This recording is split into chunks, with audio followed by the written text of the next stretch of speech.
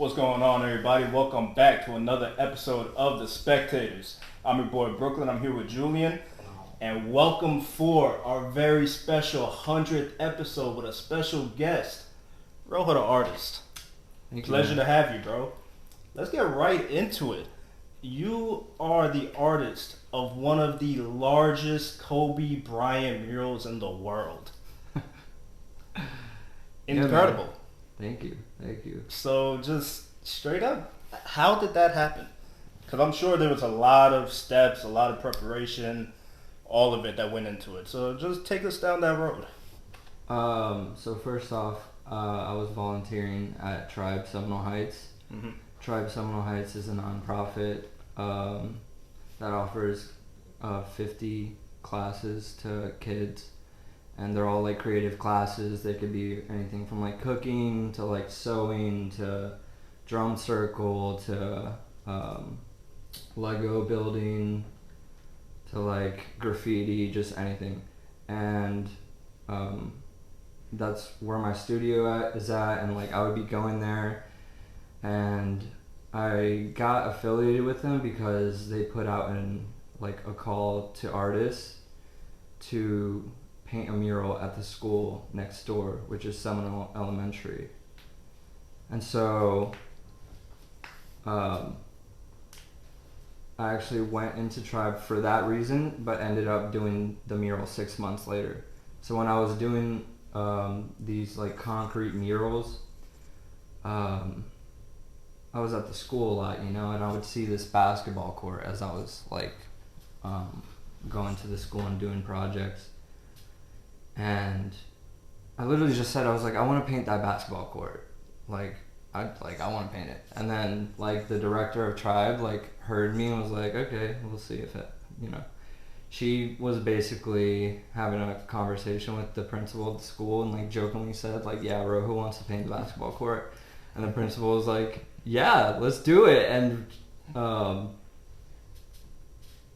then she was like, are you serious? And I was like, yeah. And then, so, whenever I got the green light for that, then it was like, okay, I want to paint this basketball court. How do I do it? Right? Because it's a basketball. It's big. It's a basketball huge, court. dude. Yeah. It's 100 by 80 feet. And the funny thing is, I didn't measure it before. Oh. I didn't even measure it. I thought it was 30 by 50. Oh, man. Oh, you really undershot it. Yeah. Yeah, it was 100 by 80 feet, and I didn't know what I was going to paint on it yet. I instantly I thought Kobe, because that was 8 months after he had passed away. And the school colors were purple and gold. So it just kind of fit, So then I came up with a design. It got approved. And then it was time to get money for materials and even do research on what kind of materials to do, because I don't want to do something that's non-functional. I don't want to It's a basketball court at a school. They're gonna be buying. Right. So yeah, I had to do a little bit of studying for that. What type of paint is it that you do have to use for that? It's a concrete water-based stain. Mm-hmm. And then you seal it with this sealer and this thing called shark grip, so that it maintains the grip of the court. Okay. Yeah. And how was the process of going from? Have you done a larger scale project like that before? No, that was definitely my first huge project. It's 8,000 square feet. Yeah. So what was your process to go from small paper sketch to larger portion to eventually the whole court? So whenever I had the sketch, I needed a picture of the basketball court from directly above, because that's how I do all of my paintings, all of my work. I do the X's and the O's, and it's just doodling. Honestly, it's just creating reference points so that you can overlay the image and then play with the opacity and see where lines and things go. So yeah, that was the first thing I needed, was a drone shot from above. Once I had that, I overlaid the design, and then the court itself was broken into like sections, like squares, you know, like how they have like blocks, and they were like 10 by 10 blocks. So it was easy to figure out the background from there. Once the background was done, then Kobe himself had to be, I had to make a ton of reference points. So like for the longest time you would see like Kobe with like a bunch of X's and O's and like 1, 2, 3, A, B, C, like a bunch of random stuff.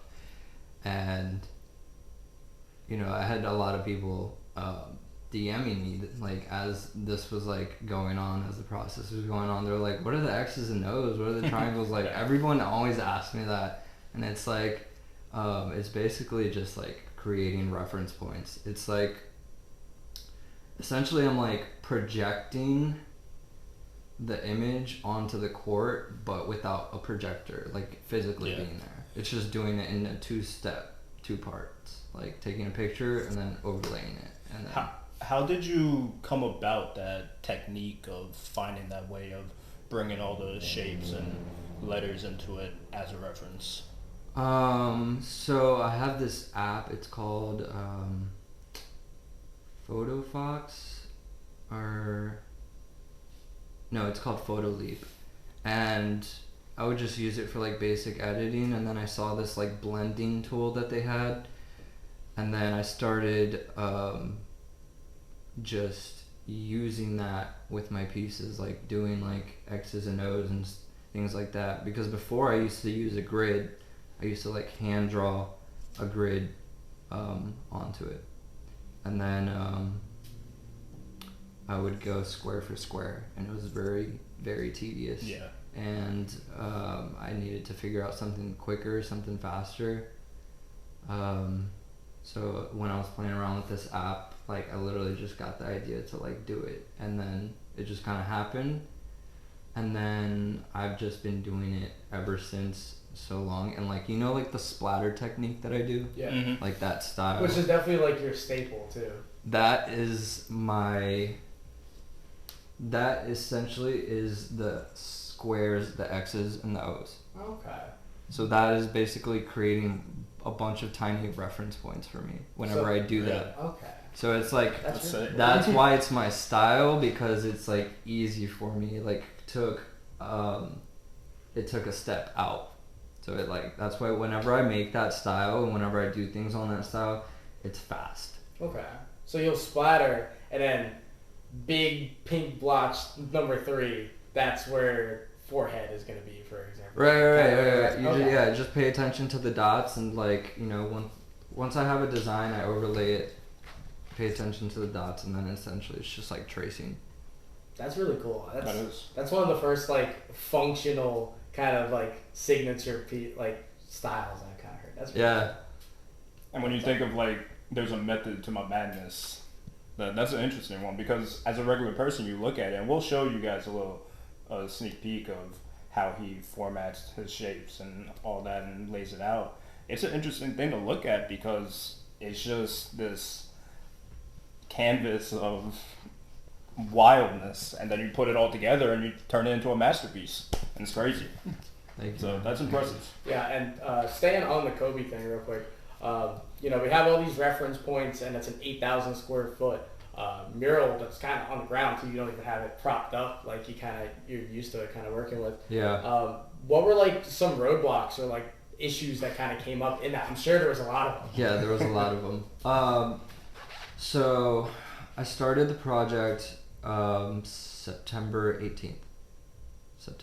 Yeah, I started the project September 18th. I started the project October 18th. I'm sorry. October 18th, I started the project. Around November 3rd, I was done with the background, and I had just started his head, and the director of Tribe, which is also the project manager for the whole thing. She asked me like, when did I think I was gonna be done? Like, when did she want to set up a reveal date because she was gonna get like the superintendent of the schools, and she was gonna invite the mayor, and she was gonna get the school to do like a whole like ribbon cutting type thing. So I told her about like 3 weeks would be enough time. So like we're looking at November 20th as the release date, and it's November 3rd when we had that conversation. And then after that, we had like a little hurricane, we had like just some rain after that, and it just kind of delayed me from working on it. So I want to say like a week and a half before was when I started working on it again, and the materials that I was using, we actually ran out of, because I was using spray paint also for Kobe himself, and I was using a set of certain colors that you can only get from Blick in Tampa. That's the only place that sells Montana cans, and so they ran out, and I was freaking out because they wouldn't be able to get more materials for like 4 days.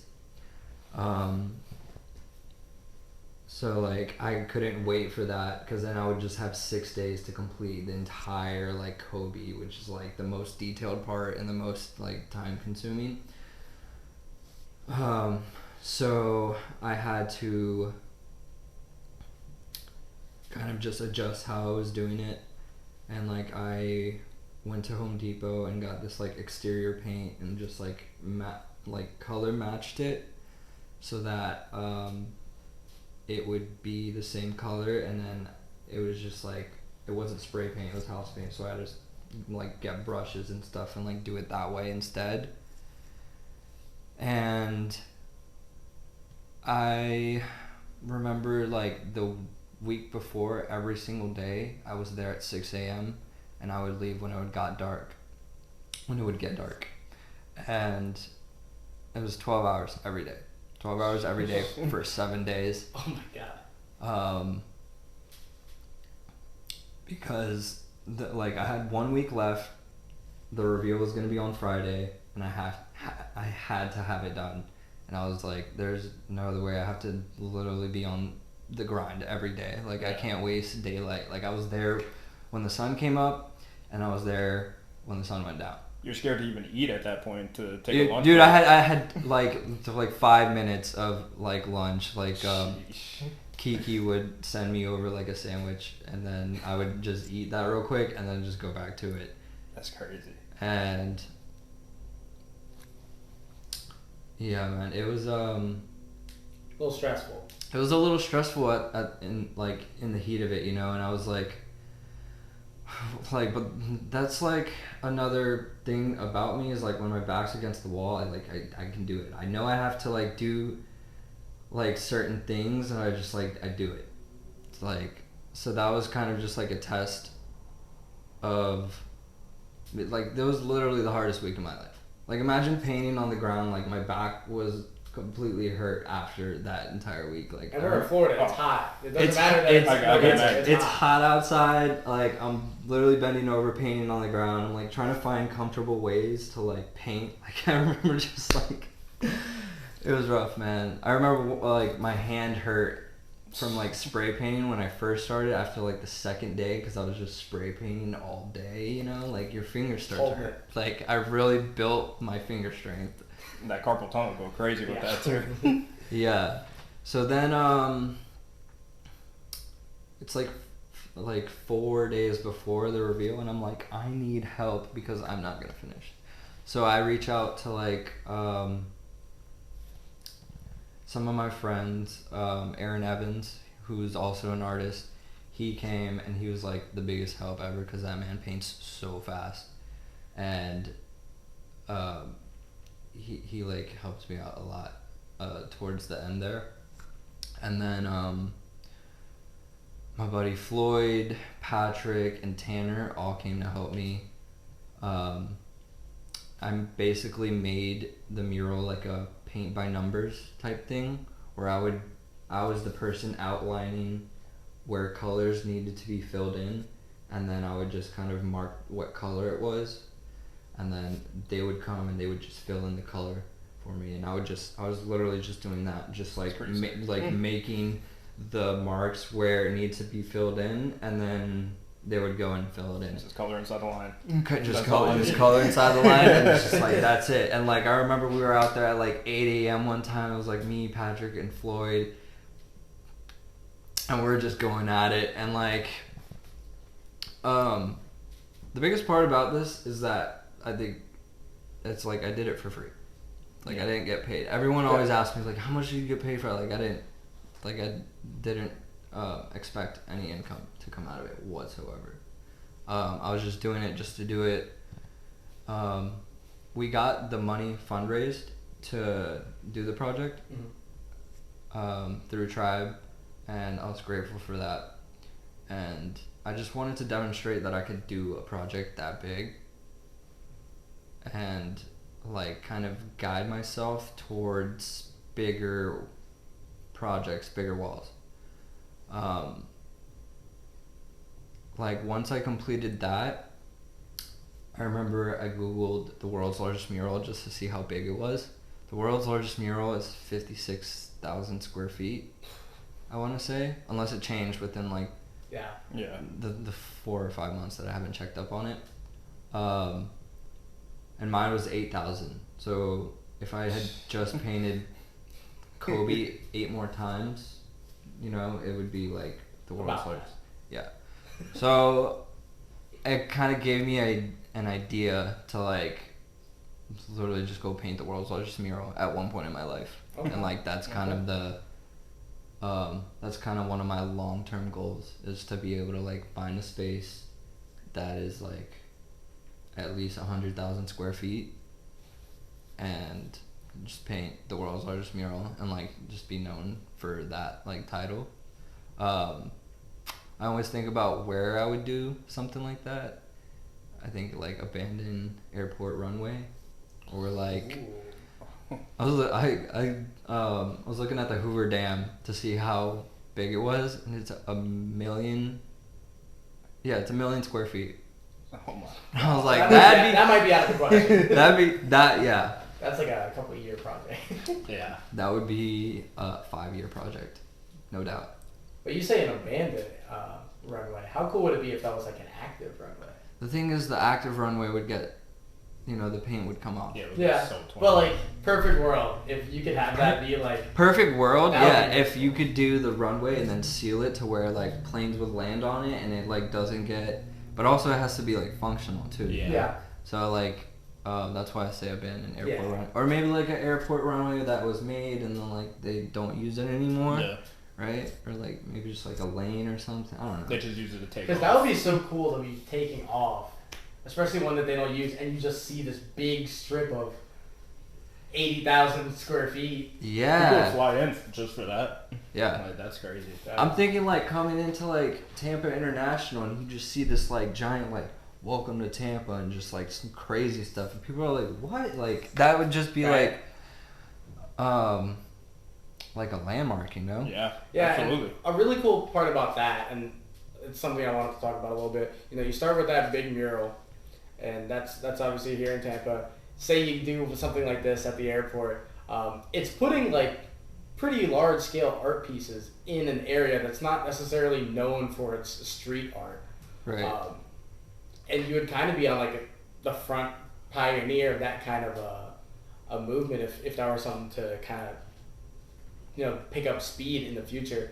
Is that something you kind of want to do, or is that just kind of something that would come? That is definitely something I like hope to do, is just build the art community in Tampa by just being a part of it and doing projects, you know. Obviously there's murals around Tampa, there's big ones too, you know. Yeah. There's big walls downtown.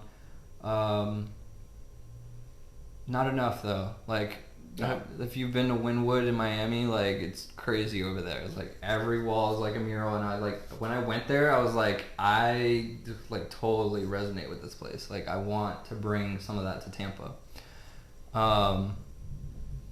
So it's just kind of like, just keep doing walls and just keep going at it, and just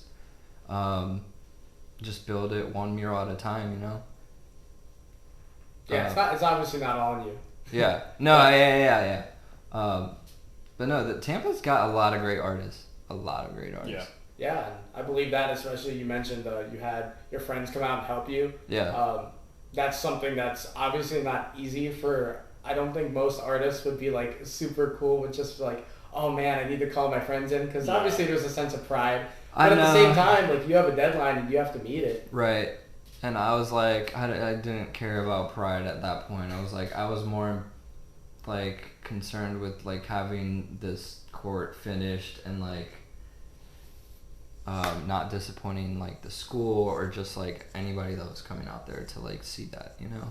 And it's kind of poetic that you're doing a Kobe Bryant mural. Your back's against the wall. You got to reach this deadline. Dude, I know. Like you reach into that Mamba mentality. Yeah. And it's really poetic how all that works out. Yeah. That was.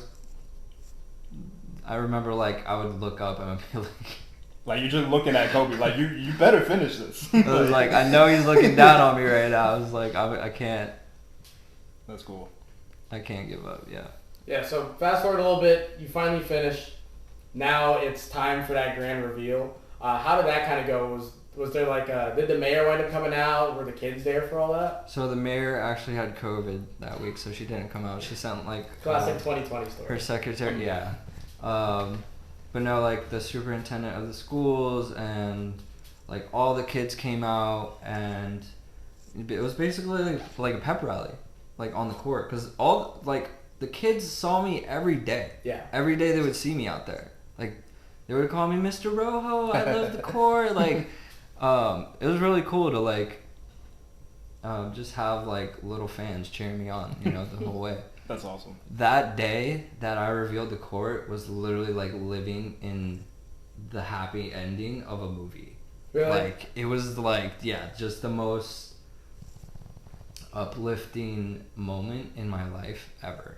Did that make? That's awesome. Did that like day kind of make all like you said a full week, 12 hours? Did that really make it work it? That day was so worth it. I remember going to bed that night. And I was so tired, and then like I could not sleep because I was so excited to just go to the court tomorrow and reveal it. And man, it was just it was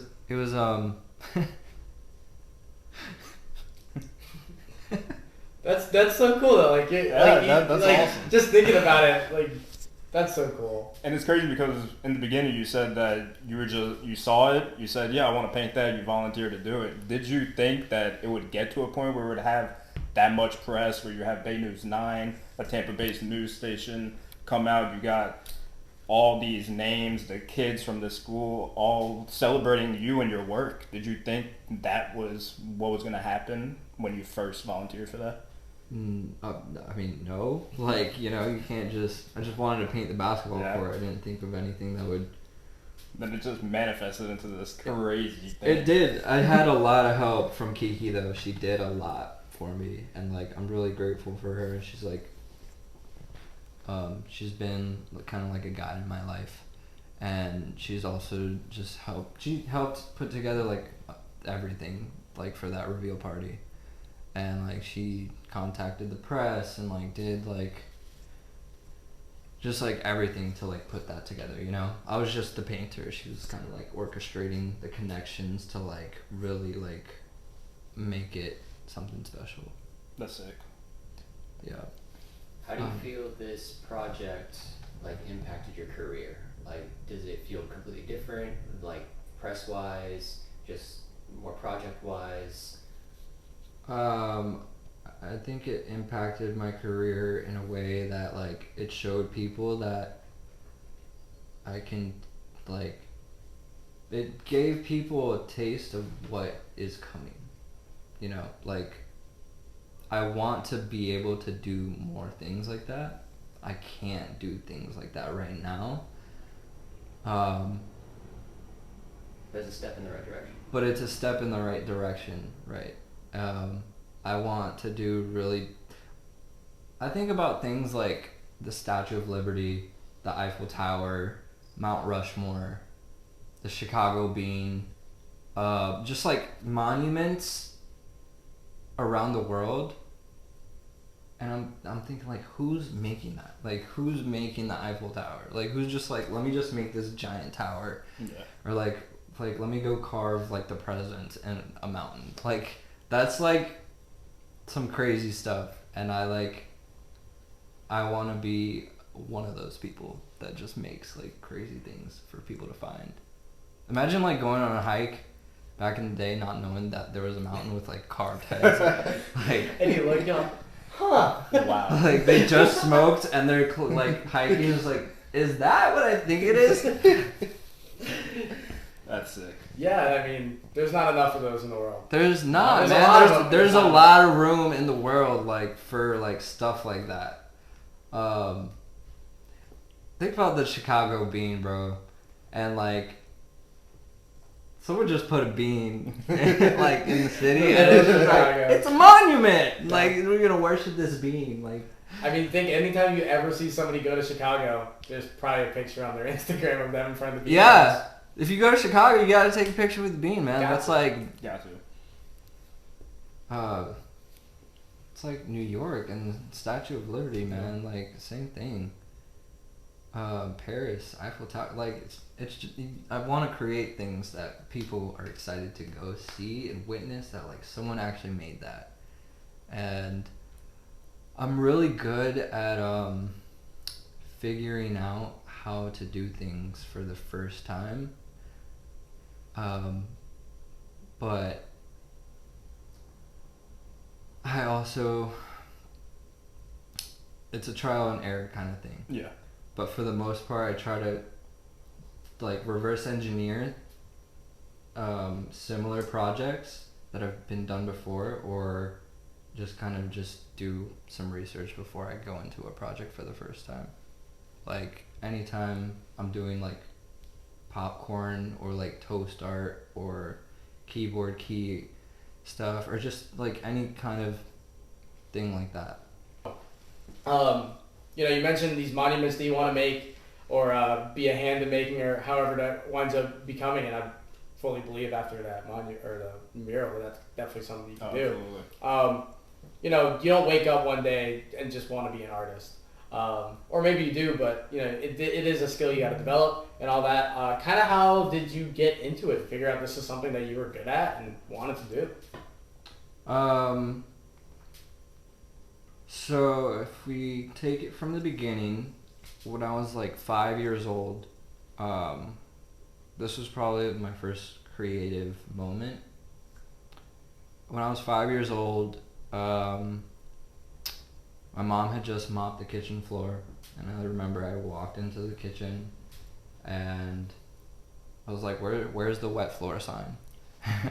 And she was like, we don't have a wet floor sign. Like, I was like, oh. So like, I go to my room and I like get this like cardboard box, and like I shape it like a cone, and like tape it, and then I draw like this guy slipping and falling, and I put wet floor, and then I come out like to like an hour later and put this wet floor sign in the middle of the kitchen. My mom was like, just like, what? This is when I was 5, bro. Like, and that was the first moment where like that I can think of where it was like a creative moment, you know. Like, nobody told me to do that. I did it on my own. And then like there was just kind of little moments along the way that showed me I was a creative. I never thought I would be an artist up until I was 22. But when I was like 9, I did like a coloring contest for like Publix, and I won like this giant Easter basket. I remember in the first grade I like drew like the principal, and like she like hung it in her office.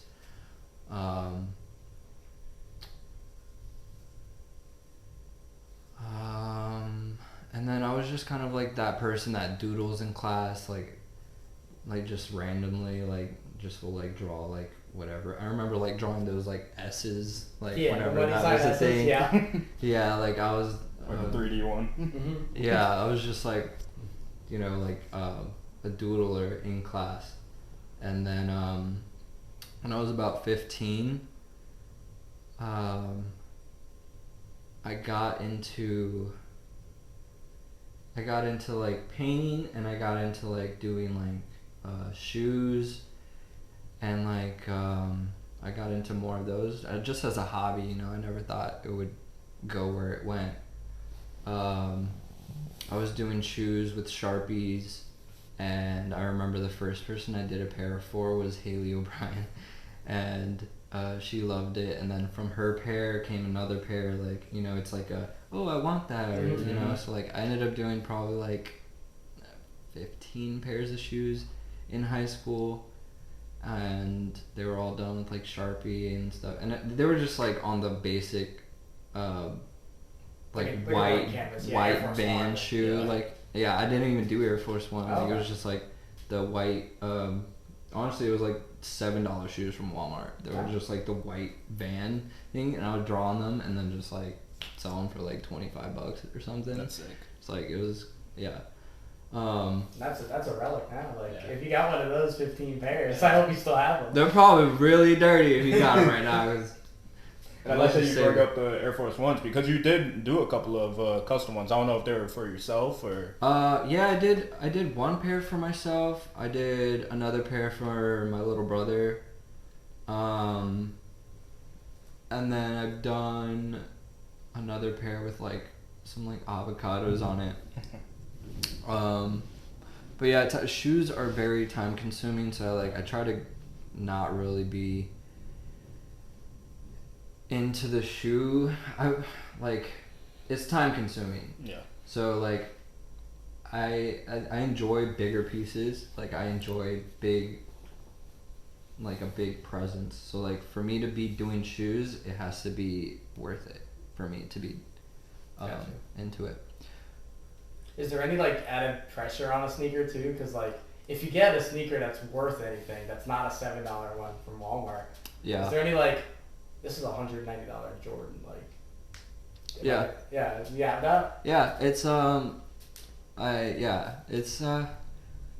it's pressure, but like I'm like pretty confident in my ability, and like if you do it right, you tape the shoe and like do it to where, you know, you can like you just prepare yourself like right, and it's fine. But yeah, doing an expensive shoe for the first time was kind of like. But the thing is, if it's the right shoe, you know, like if you paint somewhere where you're not supposed to, you can just paint over it. Yeah. You know, nobody's gonna notice. And you said 22 was when you kind of realized you wanted to be the artist. Yeah. What sparked that? Like, what made you think, whoa, this could be like something, or this could be serious, or like, hey, I should take this more seriously? Right. So after high school, I moved away to Tallahassee, and I got my first apartment. It was like my first own space, and spray painted the walls. Literally just spray painted the walls, because it was the first time. That was the first time I was messing with spray paint too. It was in my apartment. Like, at the time, I didn't know when you spray paint inside, like the spray paint sits on like things, so like a lot of things got ruined. Just got messed up. Yeah. And it was just kind of like a lesson learned, you know, don't spray paint inside without preparing for it. But yeah, after, like, for the 4 years I was in Tallahassee, I had art in every place that I lived in. And then I was going to school the first year and then ended up dropping out. I wasn't a fan of college. I wasn't, like, I was mostly I don't know, I just wasn't. I remember being in a graphic design class, and the teacher was just like explaining stuff, and like people were asking questions, and I was just like already done with like the assignment and like YouTubing everything, and I was like, this is so dumb. Like, why am I gonna go to school to like self-teach me at that point? And like yeah, I just ended up like not being a fan of school. Yeah, after Tallahassee, I was kind of just floating around up there. You know, I was doing art on the side. I remember doing this one Rick and Morty painting. I did this Rick and Morty painting and I put it on like Facebook Marketplace. And I put it on like this FSU Craigslist group. And it got like 300 likes, like 70 comments. People were like, I want one. Or like, that's so cool, blah, blah, blah, blah. I ended up making like 15 variations of that same painting. And that was kind of the first like step in like, you know, like I knew I could make art and sell it, right? Yeah. Like I knew it in high school, but like this is where I started to make like a couple $100 at a time. And it's a little different too. It's like the real world, like a little bit. Like these are people with like money now. Yeah. Like, it's not just like high school. Like 15 well, it was still broke college students buying Yeah, paintings, but Yeah, that was some money. yeah, but no, it was definitely some money. And then I ended up moving back home when I was 22, and when I moved back home, I still didn't think about doing art full time.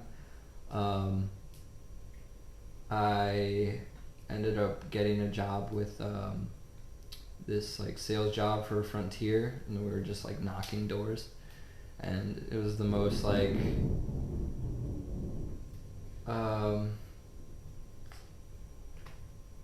it was out of my character to do that. I feel like to go knock a door and try to sell someone something, because I'm like, I wasn't really good on the spot, or like it taught me a lot though. It taught me a lot about like impulse, like meeting someone for the first time and like kind of guiding them in a direction off impulse. Like, you know, like you want to like knock on someone's door, be like, hey, like, you know, just like basically like entertain them enough to like get them to like you, and then like, you know, and they'll be like, all right, what are you selling? Like, you know. Yeah. But yeah, I did that for 4 months, and I liked it, but I knew it wasn't me. Like I hated, after like 3 months of doing it, I was making decent money, but like I just hated waking up and being like, I was going to bother people. I was waking up to go bother people. I'm not that type of person. Yeah, because does anybody want somebody knocking on the door, like, give me your money? Yeah. There's people I've met some people out there that are like not afraid to go do that. They're just like, they just wake up and do it every day. I can do it, but like it's like forcing myself to do it. Yeah. That's like, I wasn't content just having that being the path of my life. So I quit my job. The next day, I was an Uber driver too on the side, so I would Uber drive every now and then. The next day, I turn on my Uber driver app, and I picked this guy up from the airport. It was my first ride. His name was Rob, and in the car ride home from he lived in West Chase, and so like from West Chase to the airport is like 15 minutes. From the car ride home from the airport to his house, basically we talked about doing a mural in his garage. He told me he's like a huge Dr. Seuss fan, and that he would be willing to let me paint something in his garage. And I was like, dude, I'm so down. I want to paint like large murals and stuff. And that was kind of the first step in the direction of like, I want to be a full-time artist, is like me agreeing to paint this mural for this guy. And like I was gonna do it for free. I was like, dude, I just want to do this. Like, I'll like do this for free, and then, you know, I'll just like work to like build up the money that I've lost. Like, I don't care. Like, so I remember it was around December of 2018. December 2018 when I was doing that. And that was like the first professional like mural that I have ever done. And it came out really good. It came out so good. I was so proud of it. You have any pictures of that? I do have pictures of it. Yeah. We'll try and throw those on screen for you guys. Yeah. And then after that mural was done, you know, I like Rob, the guy, was like, dude, I had no idea it was gonna look like this. Yeah, because you're just an Uber driver. Like, you're driving, you're not showing them stuff. Yeah, so yeah, I didn't really have a lot of portfolio work at the time too, you know. So it was like you kind of have to go out on a limb. And he just had to trust you. Yeah, and just basically. And no, he was a super cool guy, man. I'm really thankful that he let me paint his garage, because what came after that was literally the like I think of my career as like a train, right? Like, you know, like trains, like they start really slow, right? That was like the first like kind of just budge, just like into like going into full motion. So after that mural was done, I posted the pictures of it on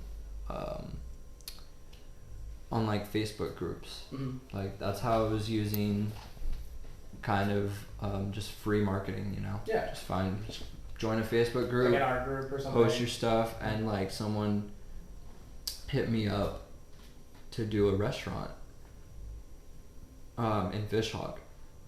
And I was like, okay. So I met with them, and the owner pretty much explained to me that he just wanted the place to be like kind of like pop art, but also like 70s kind of theme, and just kind of go based off that. And so I spent like 4 months painting this restaurant while I was being prepared to I started in January of 2019 and finished in April. January. So 4 months. And over 400 hours in that place. Easily. I would wake up and just go paint there, and that was just what I did for 4 months. And that was the first time I seen my art everywhere, you know, it's literally everywhere. Yeah. And I was just really thankful that opportunity came, and I was able to kind of that was the first public mural, first public display of my artwork. And the restaurant, it's called Park Square Social in Fishhawk. And I remember after I finished that whole project, the art was kind of slow for me. I took the pictures of the murals that I did there, and I posted them on Facebook groups, and no one was really biting towards getting a mural or whatever. So I ended up taking a job at that restaurant because I was there so much. Yeah. But I also thought I could kind of work there and also pitch my art onto people, you know, somebody would be like, oh, that's so cool. Well, you know. Yeah, I ended up, I ended up getting a couple jobs from there, from just being there. I was bartender and a server, but just being there and just talking to people gave me a couple of jobs. You know, someone was like, "Yeah, come paint this mural for me," and I painted this dude a Marine court mural, and I painted this ice cream shop in Fishhawk also that came from that. And you know, it was just connections came from there. And you know, what's funny is my logo actually came from one interaction that I had with a customer, because at the time I was going by Rojo the artist, right? But I didn't have my logo. I didn't have anything. It was just my Instagram was just a red dot. Mm-hmm. And I would always sign my whenever I would bring the check to a table, I'd put Rojo the artist on the check. Yeah. Just to kind of like Yeah, soften why not, him up. man? Yeah. Right. And this lady, she was like, "Oh, I noticed the heart in your name." And like that was the first thing I noticed, and I was like, "Huh." So like, literally that night, I like started playing around with like putting a heart around the word heart, and then that's how I like came up with that logo. Like, and I feel like it's a lot of. I feel like it applies to me. I feel like I have a big heart. I have like a big heart, and I put my heart into my work. So like that's kind of the whole concept around the heart. And then the word heart being in Rojo the artist, it was just like just a no-brainer to me. Like once I saw it, I was like, this is it. And yeah, that's what kind of that restaurant gave me. And then after that restaurant, I started to get more busy, and I started to work at the restaurant less. And I was getting busy with like mural work and commissions, and then I ended up taking like a break from the restaurant. I was still employed there, but I told like the manager, I was like, hey, like I'm deciding to be a part of this show in Miami. It's like, it was called the Spectrum Red Dot Fair, and it's like a huge like gallery in Wynwood, and it was for Miami Art Week. It was like Art Basel, if you've ever heard of it. And I remember doing like my research on Art Basel. I didn't know what it was. Like someone had just mentioned it to me. I was like, oh, you should go. I was like, okay. And so like I did a bunch of research, and like I was like, I should be here. I like, if you're an artist, especially in Florida where Miami is like right there, like you should be at Art Basel. And so I ended up taking a break from the restaurant to prepare like 4 paintings that I thought would just kind of,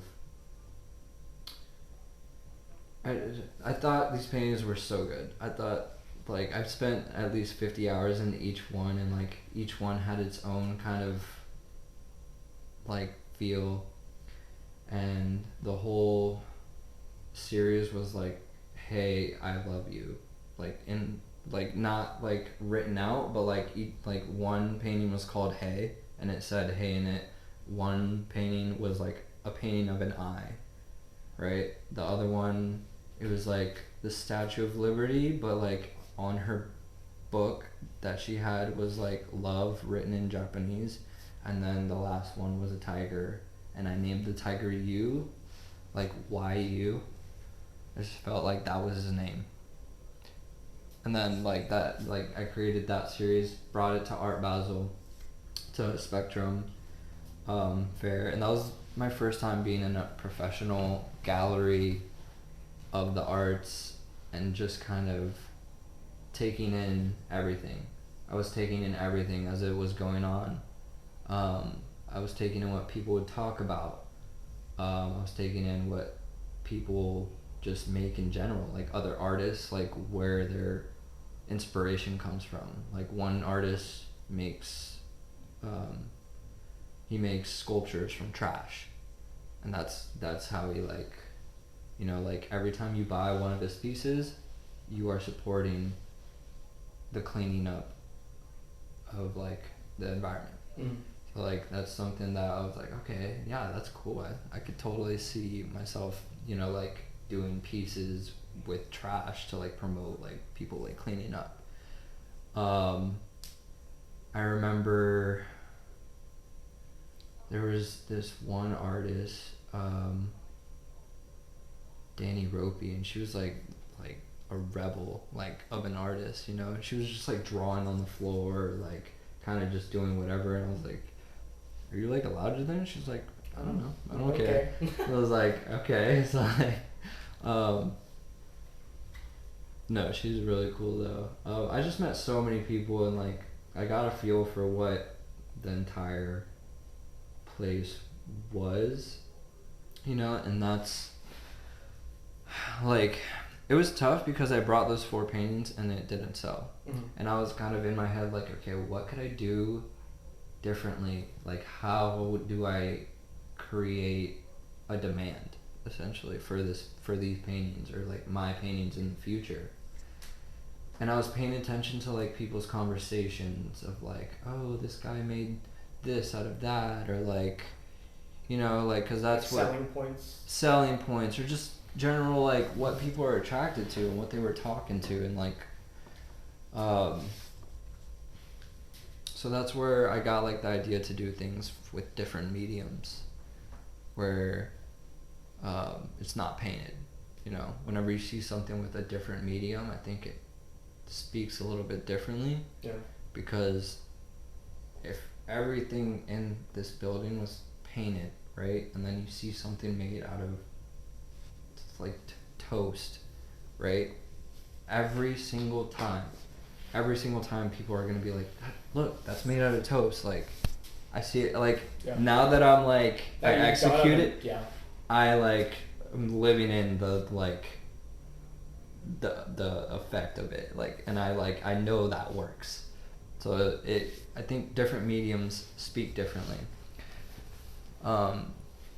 That's why I like try to make things differently. I think food is a medium that speaks to everyone because everyone eats food, you know. Everyone's seen popcorn, everyone's seen toast. What's like favorite pieces? Kind of your favorite projects? What's been your favorite projects? What's something that you was really passionate about? It doesn't have to be the most popular, but something that you really enjoyed, or projects that were just fun to make, like just your top projects that you've done. Top projects.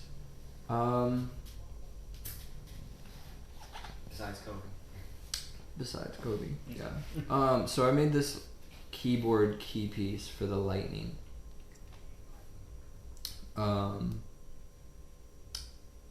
And you know, like keyboard keys, how they all have each letter, right? I have this like connection to this recycling company in Tampa, and they provided me with like a ton of keyboards. When I went there for like the first time, and I asked the guy, I was like, yeah, I told him I needed keyboards. He's like, how many do you want? 500, 1,000, 2,000? And I'm just like, whoa. I just need like 50. and then it was funny because I actually made the owner a piece out of the keyboards to as like kind of like a thank you for giving me like the keyboards, you know. Just like he was a big Mets fan, so I made him like the Mets logo out of keyboard keys, you know. And then gave it to him, and then I worked on this Lightning piece. It was the Lightning logo, right? But the Lightning logo was in white, and then around it was the black keys. But within the piece, I had spelled out everyone on that roster because they had just won the cup. I spelled everyone on the roster of the team, the coaching staff, the medical staff, the scouting staff, the executive staff. You got everybody involved. Everyone that I could find that like, and I was just taking like names from like their website, you know, and just putting it into the piece. And then after it was done, sealed it with resin, and then the way I got it to them was because Tribe had won the Community Hero Award, and so that's like a huge, like, it's a huge thing. Like they do like a ceremony like in the middle of the games. And I kind of made that piece as like a thank you to like thank you for like giving us the award, you know. and it was also my way to like get a piece in the arena, which is pretty cool. So that's in the arena right now. Yeah. That's really, and that was after their first cup. So, is there a sequel in the making?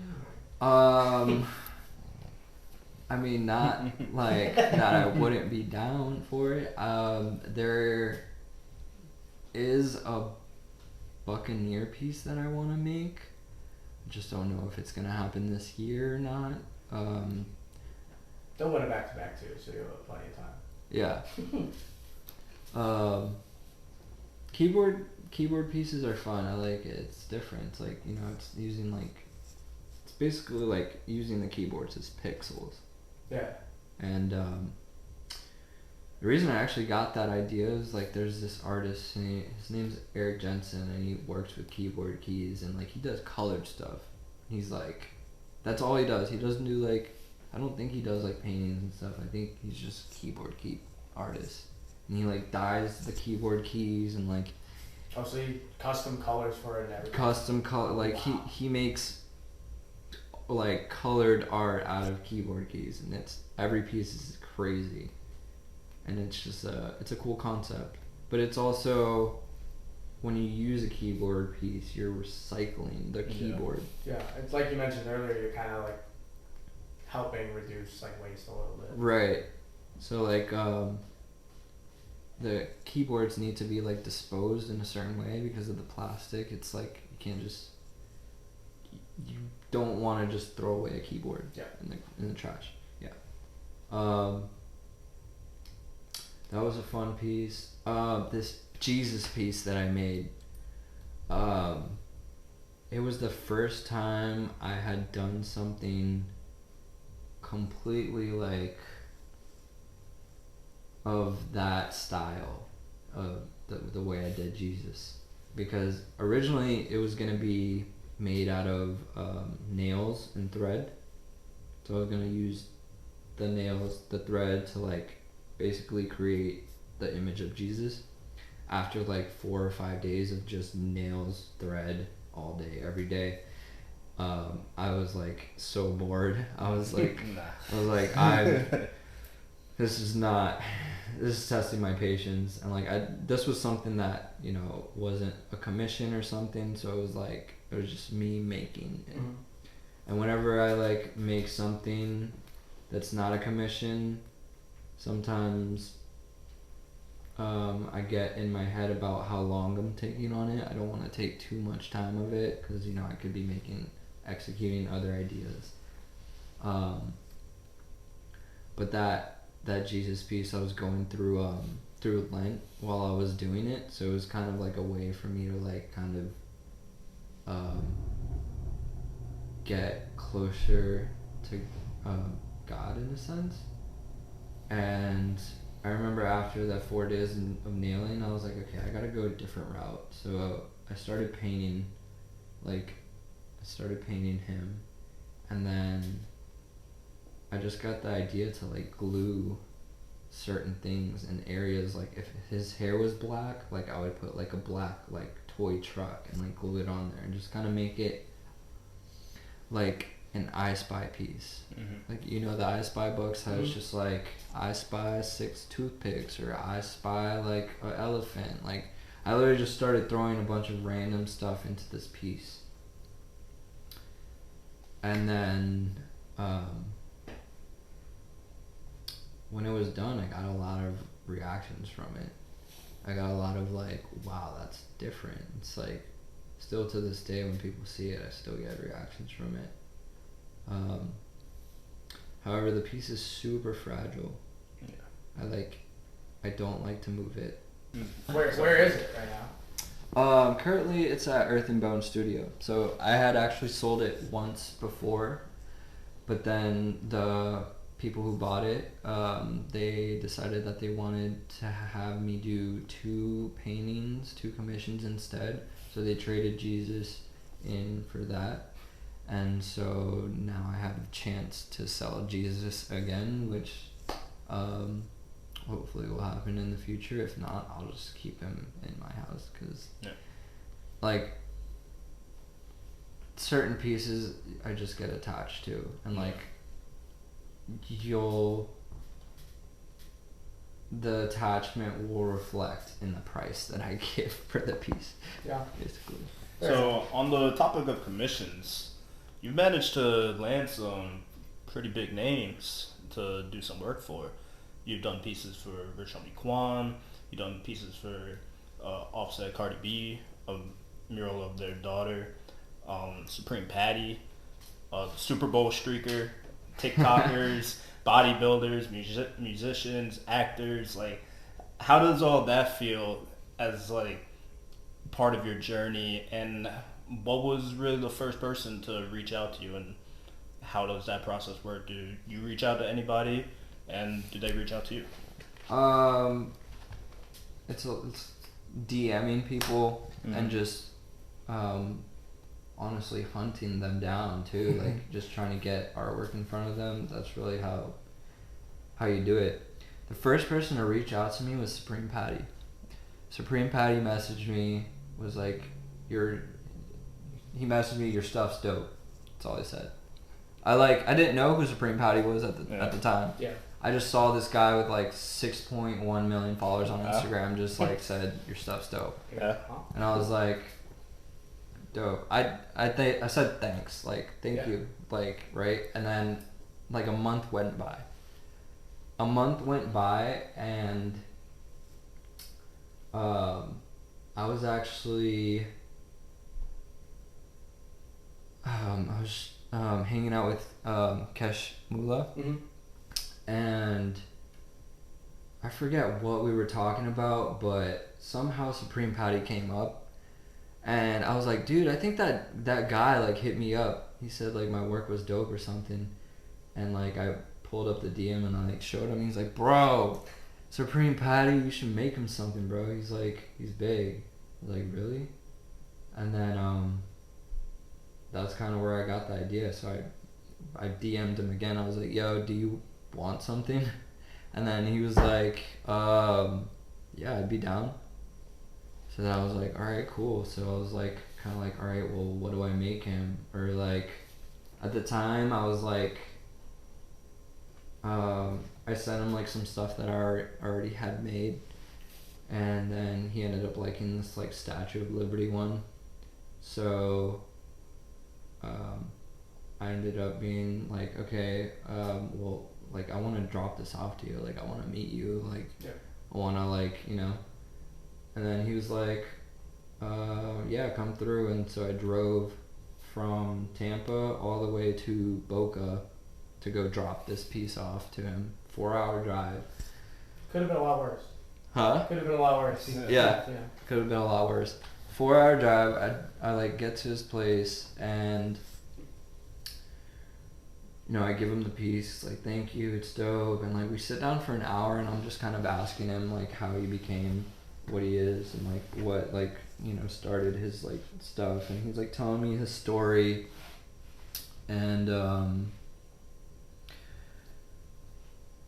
just like telling me all the stuff about him, and like he started in like Gainesville, and like just doing stupid stuff, and like it went viral on World Star, and you know, and then, you know, took a picture with him, got a picture of him with the piece, and then I was alright, dope, cool, well, it was nice to meet you, hope you enjoyed the painting, and then I drove home.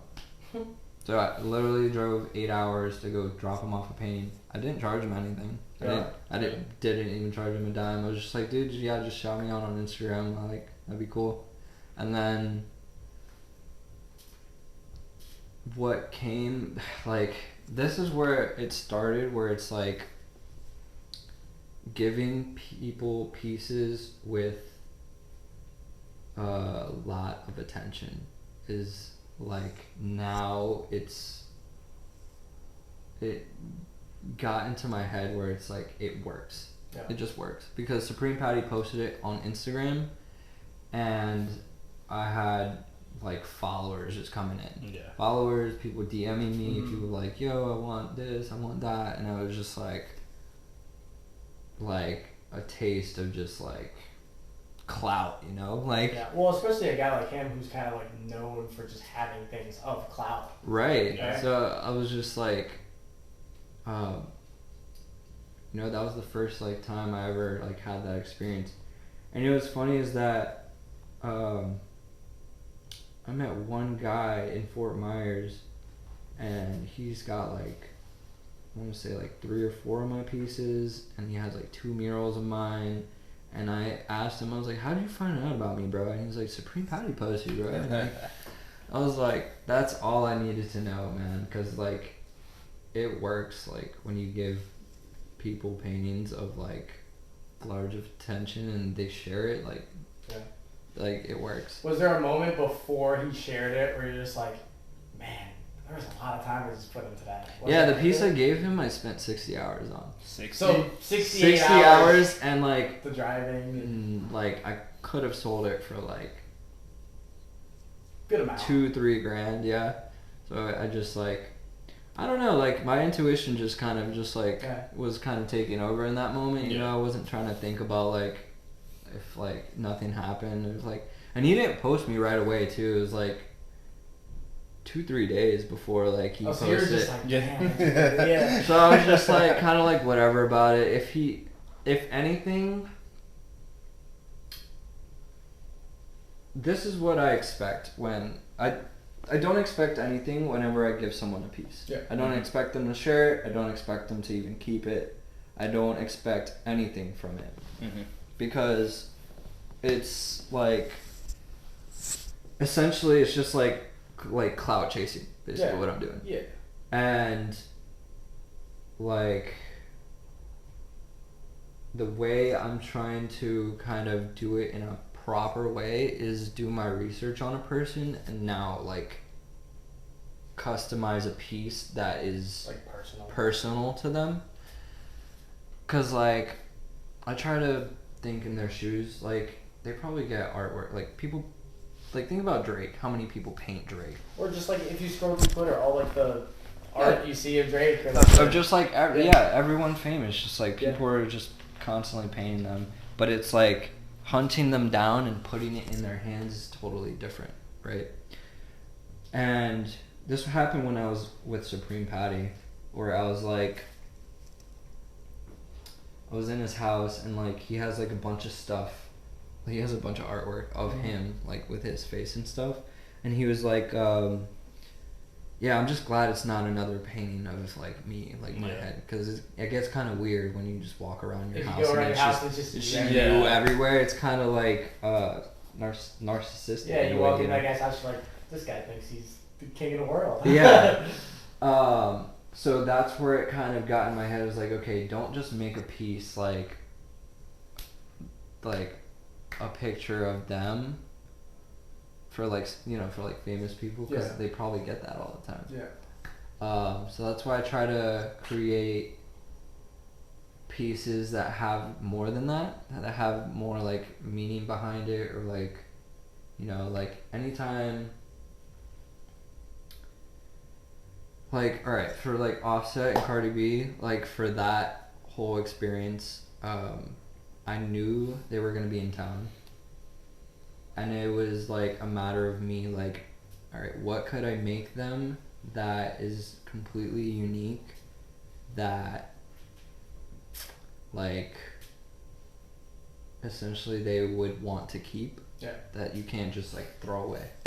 Right? Because like I can only imagine the amount of artwork that they probably get. So I was like thinking in my head, I was like, I don't know, it just made sense, like their daughter. Like, absolutely. Just make a painting of their daughter, like I feel like they'd appreciate that. So I painted it, and then I waited outside the hotel that they were staying at, and I just waited. How long were you there? Probably like 30 minutes. Okay. I was at the bar and I was just kind of hanging out with people, just talking to them. And then I see 3 SUVs pull up and I'm like, oh, that's it. That's it. So I literally just walk out with a piece, and like there's like 10 or 12 of them, and I'm just walking up, and instantly they all like came around and circled me, and they're like, "Damn, this is dope." Offset was just like, "This is real hard, man. Thank you." And then he was like, "You want to get a picture?" I was like, "I would love that." And then got a picture with him. Gave him my information, and then from there, that was pretty much it. That for that like whole like interaction. What came after that though was like people. Like I try not to give a lot of context whenever that things like that happen, because people will make up in their head how it went down, like their own scenarios, and like people would be like, "Oh yeah, you made a painting for Offset, like da da da," like no, I essentially just made it and then just like basically like waited for him, gave it to him, took a picture with him, and it's like, but that's how you get that sense of like celebrity status, kind of like the more I do that, the more I feel like it's going to appreciate the value of my work. And this is something I took from another artist. His name's Art by Bankrupt, and I remember seeing his pieces, and he would just have like his big pieces with like rappers and just like you know, and like I would go through the comments, and everyone's like asking like, "Oh, how did you get it right?" And he gave no context at all. He didn't even give any context, and it's just kind of, that's something I took and just applied it to myself. And by the way, that artist I haven't seen a post where he's given like artwork to like anyone famous anymore. He's got so much attention that he can make whatever he wants and be successful in selling it and just making a living off that. And that's the whole goal, is to like gain enough attention to like people are reaching out and loving what I do and like finding those people. So it's like, how do I find those people as quick as possible? Find people with a lot of attention, put a piece in their hand, and then, you know, like, it's just a matter of odds. Like, you give 100 pieces to 100 famous people, at least 2 of them are gonna like be like, "Yeah, let's work together, let's do this, or let's do that." So it's like, it's basically a numbers game. So we got to talk about all your cool projects that you've done, the Kobe mural and all that. And now we'll just give you the floor for a second. If you have anything you want to promote or anything you want to say to the people who might be watching, that's your opportunity. Magic. If you have a boat in Tampa Bay and you want the boat to be painted, hit me up, because I'm trying to paint a boat. Or an airplane too, if you got an airplane. Let me paint the boat. Let me paint the boat. Thank you guys so much for watching. Make sure you go follow this man, Rojo the artist. Go search all his art, enjoy it all. He's really good at what he does. And I hope you guys enjoyed this episode. Happy 100th episode from us, the Spectators, to you guys. Thank you so much for all the support. Overall 100 episodes. We'll be back next week. That's it. Rojo, thank you. Appreciate it. Be easy, man. Thank you, brother.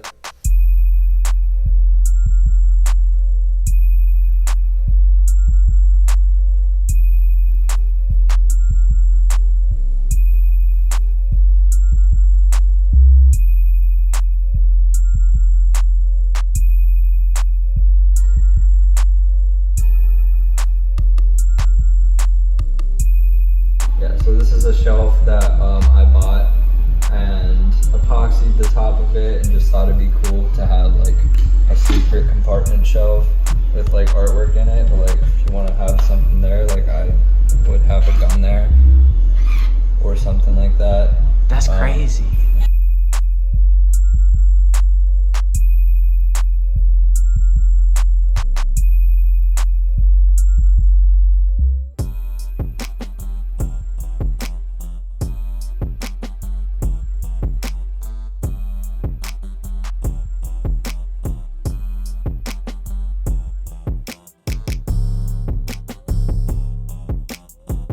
13. Is it video or?